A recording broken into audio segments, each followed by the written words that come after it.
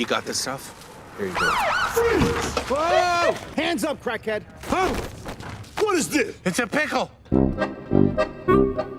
Rose's Pickle's the best in Detroit. The best anywhere. Your grandma is 85. Do you want to watch them put her into a hole and then watch the pickle recipe go into the hole with her? You gotta somehow obtain it. Grandma! Get out! Get!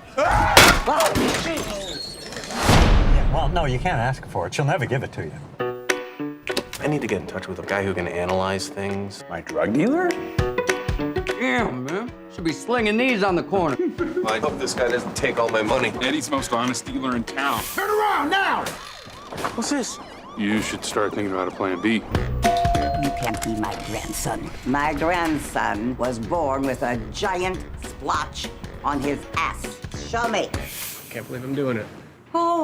Oh my God. I trust everyone here with my life, but not my recipes. Only if there was someone else. Weren't you in Fiddler on the Roof? Yeah. Tradition! Grandma, we're here. This is Rabbi Ted. Shalom! Let's eat. I could eat a horse if it didn't have a cloven hoof. I'm leaving a pair of pants. There's not the penis of a rabbi. Oh. Bubby! Grandma, are you telling me you can't remember a single recipe? I've gone with sugar. This is a disaster. What are we gonna do now? A cucumber sits in a jar, and all the ingredients turn it into something wonderful.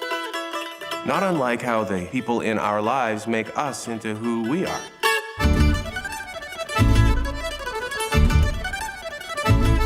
This farfallon scheme of yours has caused nothing but sores. If you don't stop, you are gonna be bigger schmucks than the schmuck that caused your puppy to plot. So, you still got that splotch on your tuchus?